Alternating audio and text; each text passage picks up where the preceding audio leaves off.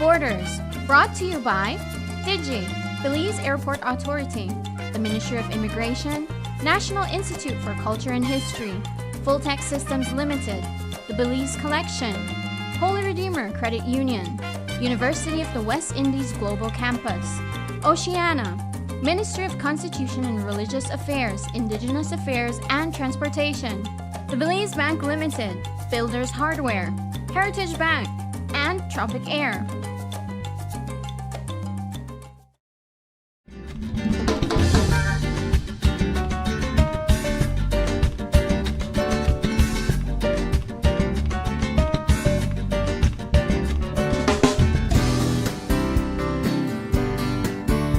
Hi, this is me, Sabrina. And if you're just joining, I'm a Belizean touring Central America and sharing my journey with you. So far, we've been taking in the nature trails, and now it's some time for adventure and culture. Today, our trip starts off from the Lake Yahoa region. We packed up and headed north. Still in the department of Cortez, just 30 minutes down the road, a new adventure was waiting. In Belize, there's the 1,000-foot Falls, the tallest waterfall in Central America. But Honduras has Pulhapanzak. And what it lacks in height, it more than makes up for in nerves. Mine, specifically. At this site, the energy was undeniable. Locals with their families, vendors selling along the way, people soaking up the afternoon in the natural pools. You could tell this place belonged to the community just as much as it did to visitors. And with zip lines, river tubing, and trails on offer, there was something here for everyone. But I knew exactly what I came for. So nothing better than getting a snack from one of the local vendors. I'm currently getting a snow cone. In Belize, we call this ice. And you can choose by different flavors. So you have piña, which I guess is pineapple, lemon, frambuesa. What's that? Frambuesa. Chicle, fresa. Fresa?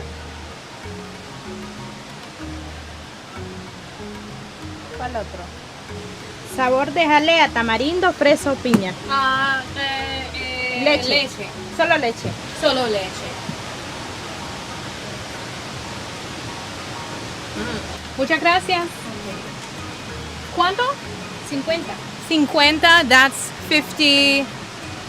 Gracias. Okay. This is 50 lempiras, which is about $2. And I got back some money. Some lempiras, dollars. Up ahead, the Rio Lindo, the beautiful river, rushed beneath a wooden bridge with a current that wasn't slowing down for anyone. That water knew exactly where it was going, and we were just following.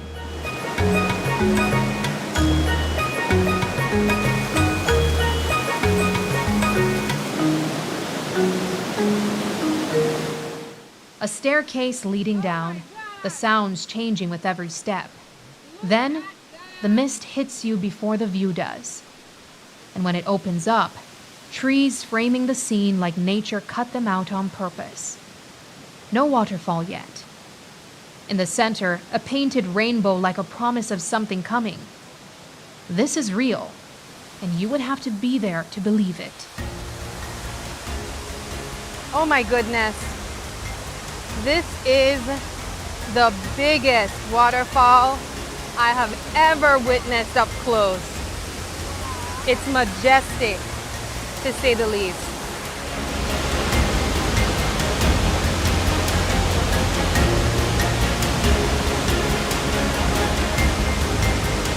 Pulhapanzak, White River Overflow in the Mayan language.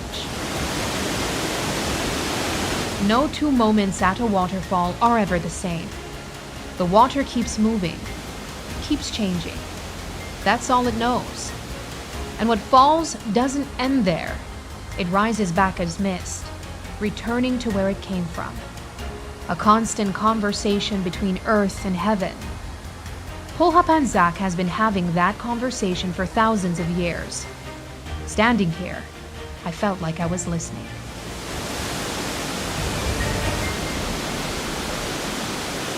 Up above, daredevils getting a view of the falls only a fool would attempt. Some people just don't know when to say no. Couldn't be me.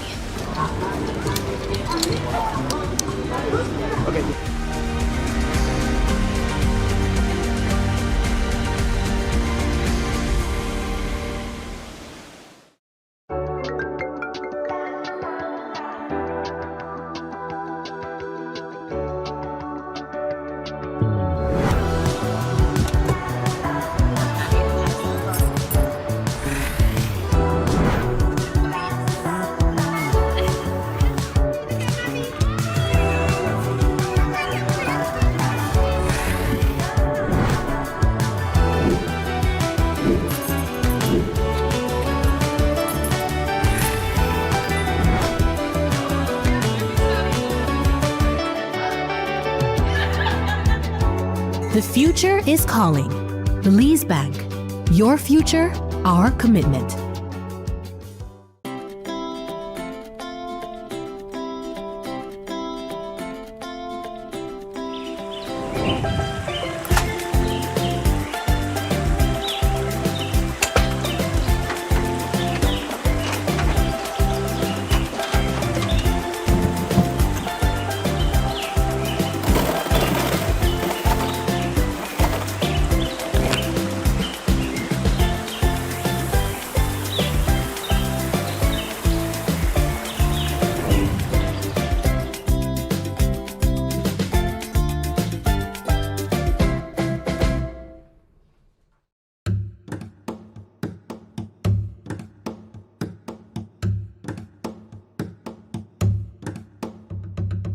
Out here, the sea is more than just water. It's memory, identity, and livelihood. One of my most memorable catch was at the reef patch. It was completely covered with lobster. You couldn't even see the coral. It was completely covered with lobster. We caught about 400 or 500 pounds of lobster in one day. These memories live in the hearts of Belize's fishers. But today, the story is changing. If you fish one area over and over, you won't have anything. That's why today we have a big problem with fishing. Despite increasing pressure on our oceans, fishers remain at the front lines, adapting, innovating, and calling for change. The guys that are fishing, they know the tricks of the trade, so it's easy to hide, it's easy to get away, and it's just been happening for too many years. Fisher stories are Belize's stories. Support fisher-led decision-making because their best catch can still lie ahead.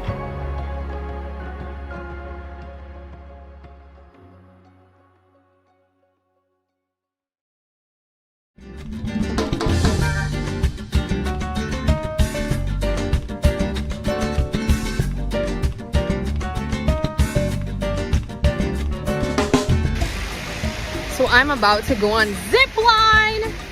And guys, I can't swim. I'm afraid of heights, but you're here in a new country and there's something about that traveling experience that really makes you want to be a daredevil. So we'll see what happens. Wish me luck.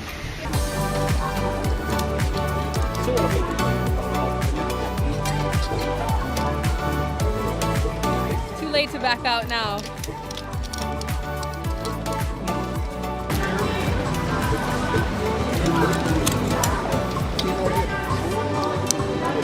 Okay, you're ready. Next. He said I'm ready. No, I'm not.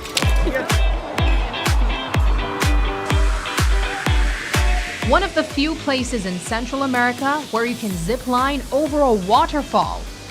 My mind had one instruction. Take it one section at a time. Don't think about the final line yet. Wait. Just breathe through the first. Okay, 1 second. The moment before the push, Please, 1 second. terrifying.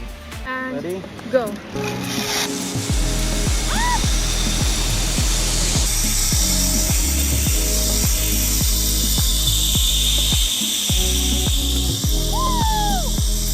The moment after. A completely different story.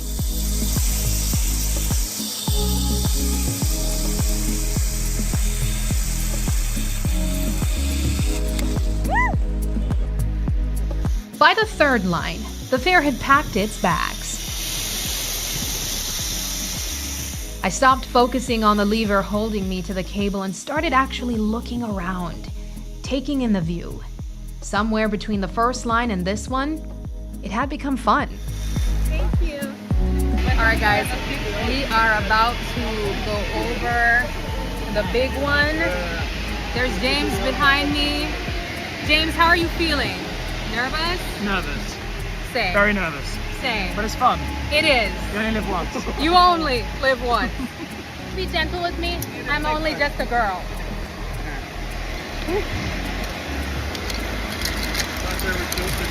Wait. Wait.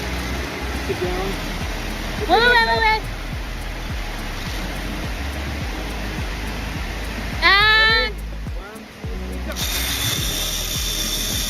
2 lines left. 2 views. Over Pulhapanzak and right in front of it. I told myself to soak it in. Moments like this don't come twice. And for a waterfall that reportedly inspired Disney's Jungle Book, I believed every bit of it. oh my God.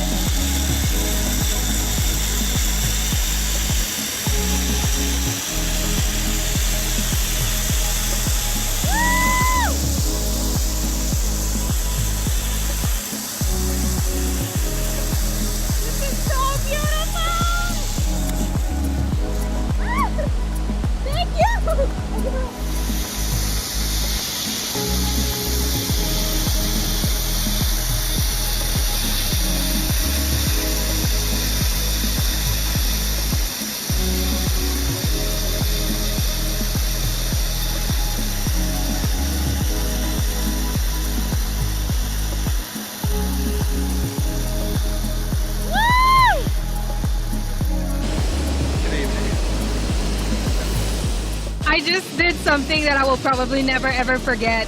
That was the most exhilarating experience ever. We just ziplined several different areas, but primarily over this waterfall. Pulhapanzak was so incredibly amazing. Oh my God, I'm shaking. You guys have to experience that. If you're ever here in Honduras, that would be one of my completely first on the top of the list recommend.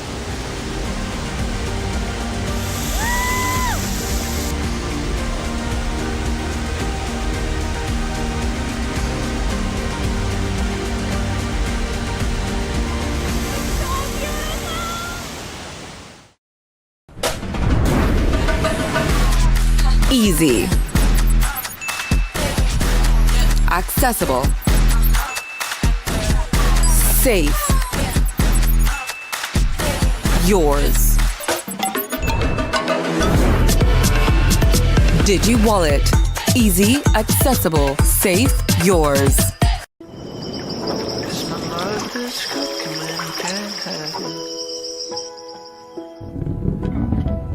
It's the last train home from the day tripping. It's the place I go when the stars slipping. Darling, won't you take me home? Send me never somewhere I used to go.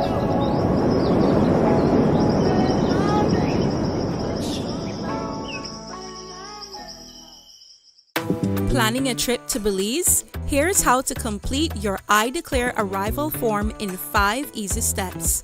Step 1. Visit belizetravel.immigration.gov.bz. Step 2.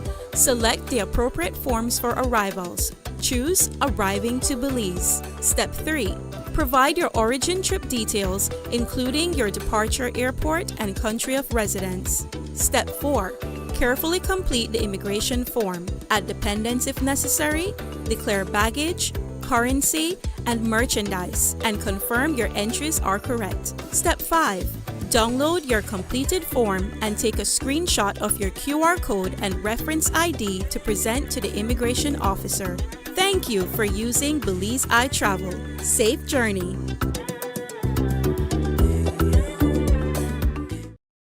Save, save, save. The credit union way. Member owners are encouraged to save regularly, borrow wisely, and repay promptly. No use keeping the money in your pocket. Soon as you turn wrong, you know you ain't got it. So as money goes from hand to hand, give your cash to the umbrella man. I'm telling you. Save, save, save. The credit union way. Save, save, save. It will make you rich someday.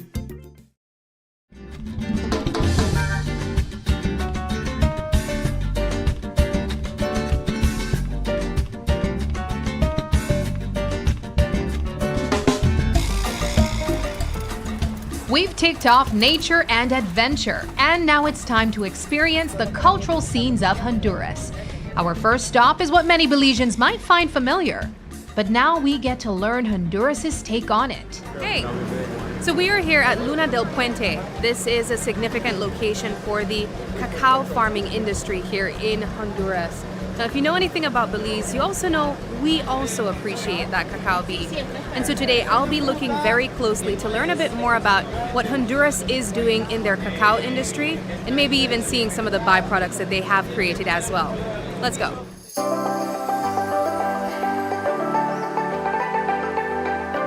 Nestled between Lake Yohoa and the peaks of Panacam, Luna del Puente has become one of the most immersive eco-experiences in the region.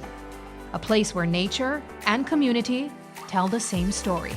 So we do agritourism, but we're also a natural reserve and a bird sanctuary. Mariana Ramos grew up on the reserve and is the resident tour guide with a specialty in adventure and a passion for teaching.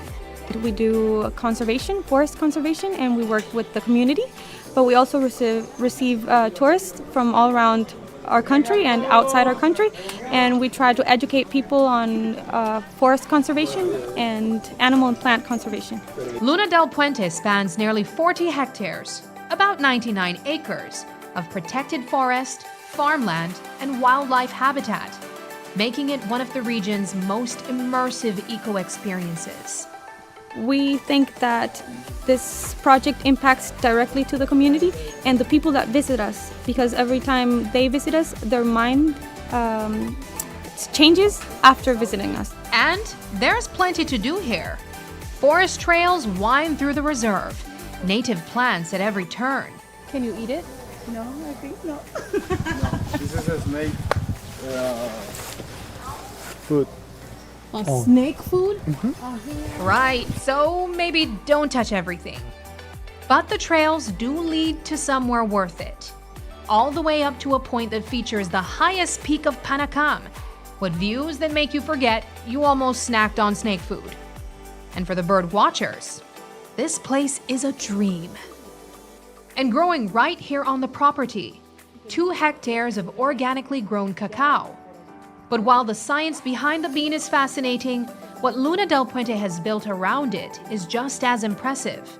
We try to do organically and respectfully with nature, so we produce a lot in small areas. It's in small lots, you could say. And our most incomes is that we transform this product. We don't only export as a primary material. We transform all of it. The proof is right there on the shelves. Chocolate bars, lotions, even bug repellent, all made from the same bean growing just steps away. Luna del Puente doesn't just farm cacao, they transform it into everything. To walk us through the bean itself, we had Damian Magario, a local cacao farmer and chocolate maker who knows this crop inside and out. He was kind enough to give our group a little crash course. La floración del cacao coincide. The cacao flowering season coincides with the start of the rainy season in the country. That's usually at the end of May, when the tree finds the moisture it needs in the soil. In order to bloom strongly, it has to have humidity, otherwise what would the roots draw from? So flowering begins in late May and harvest season comes in November. It takes 6 months from the moment a flower appears to when the fruit becomes fully mature. He invited us to cut open our very own cacao pods and see exactly what's inside. this is ripe. Okay. Please cut closer the fruit. Yeah? Okay, so this is the one you want to cut. Yeah. You cut the yellow. Okay. Look at the ants. See? Yeah, that is the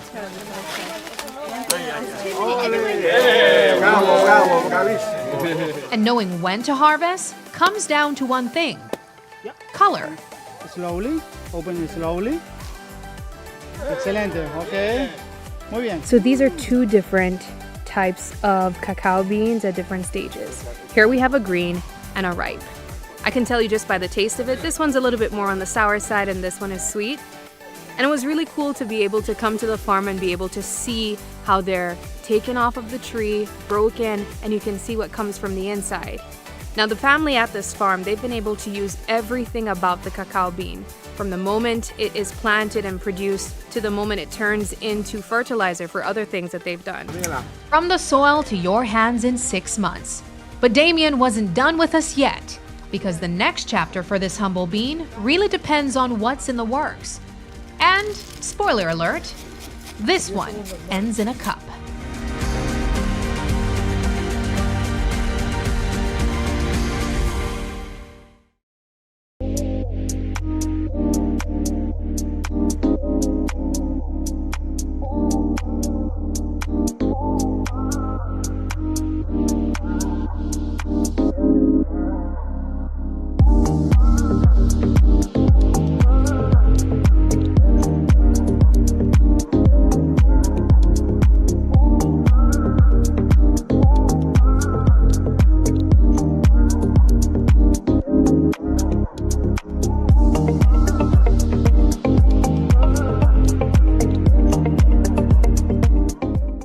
Explore your academic journey with the UWI Global Campus. Access flexible, high-quality online degree programs designed to help you thrive in today's competitive global market. No CAPE or A-levels? No problem. Our one-year certificates, diplomas, and continuing professional education programs can qualify you for entry to a bachelor's degree and help you achieve your goals. Apply at www.global.uwi.edu/apply. The UWI Global Campus, opening doors to life-changing learning.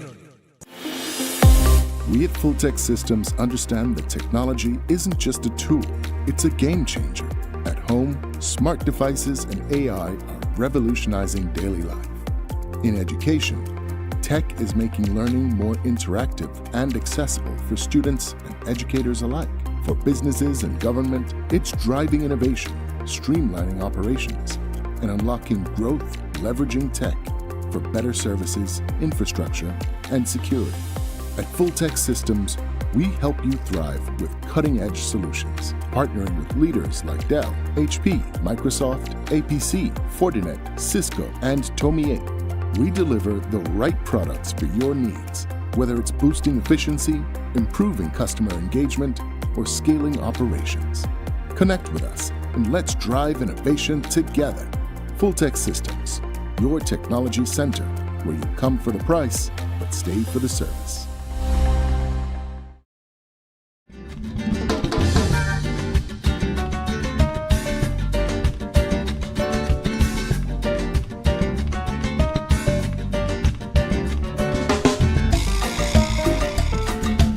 You smell it before you see it. And the feeling? Like walking in an oven. This is the solar dryer. A plastic-covered shed that somehow traps more warmth than you'd ever expect. And inside, the cacao bean is hard at work. In the solar dryer, what we do is the fermentation stage of the cacao. If we want very high quality cacao, then we have to ferment it. The beans are packed into wooden boxes and covered with banana leaves. It's a simple setup, but don't let that fool you. This is where the magic happens. The leaves trap the heat, kick off fermentation, and start breaking down everything that stands between a raw cacao bean and something extraordinary. And according to Damien, this step is non-negotiable. Fermentation is the most important step in the entire cacao process. Once it is fermented, we have fine, high-quality cacao. After fermentation, we put it out to dry, and the drying process takes about 7 to 10 days, depending on the weather outside. 7 to 10 days later, and look at the difference. This is dried cacao. From fresh fruit to fermentation to this. Each step building on the last. From the heat of the solar dryer, we followed Damien to what might be the coziest stop on the property. And the next stage of the cacao journey was underway. With roasting taking about 35 to 40 minutes, a batch was already going. Se puede tostar en horno, se puede tostar en el comal. The cacao can be roasted in many ways. It can be roasted on a griddle, in clay pots, or in metal pots. The best option is the oven because we can control both the temperature and the time. On the comal, the broken cacao pieces are now officially called nibs. And Damien wanted us to taste them. Warm, freshly roasted, straight from the source. No sugar, no additives. Good. Yeah, I know that. 100% cocoa bean, not chocolate. Like a dark chocolate. Yeah, but it does taste like dark chocolate. Yeah. Damien called for a volunteer, and my hand was already up. Powder or paste? Four. Powder. Paste? I don't know. Okay. This grinder, an iron fixture bolted to the table, is as hands-on as it gets. Paste. You feed the nibs from the top, wind the handle, and control every bit of what comes out the bottom. Dry roasted nibs going in. You'd think powder, right? What actually came out was a paste. And Damien had a science to back it up. Okay, un grano de cacao contiene... The cacao bean contains 52% cocoa butter. The other 48% is cocoa powder. That's why it comes out like a paste, because of the large amount of oil. If it looks laborious, trust me, it feels it too. I gave it my best, and my best was not enough. I had to step aside. But stepping aside had its perks. I managed to steal a taste of what was coming out. Okay. Rico, es chocolate puro. ¿Alguien puede ayudar aquí? That is very bitter. Bitter. Very bitter. But in the best way possible. Once enough paste had been ground, it wasn't done just yet. Back into the grinder it went for a second pass. Smoother, silkier, and ready for what was next. Entonces leche, pasta de cacao, milk, cocoa paste, and sugar. And then came the part Damien had been building up to. Okay, ahora viene la magia. Okay, now comes the magic. Remember, this is oily. Milk is watery. We need to mix them together so we can drink it. Yes? Watch how it's going to change color. The tool in his hand is called a molinillo, a traditional wooden whisk designed specifically for mixing and frothing drinks like this one. Naturally, I volunteered to give it a go. Once everyone had their cup, Damien handed the toast over to Mariana. But before anyone could take a sip, there was a proper way to do this. Okay, now I'm going to teach you before you taste it, because if you taste it before you toast, you'll have bad luck. No, just kidding. So it's up, down, to the center, and inside. Cheers. From bean to cup, right here on the grounds of Luna del Puente. Really, really good. And with that cup empty, it was time to see what else this country had in store. Next on Across Borders, making new friends and learning history.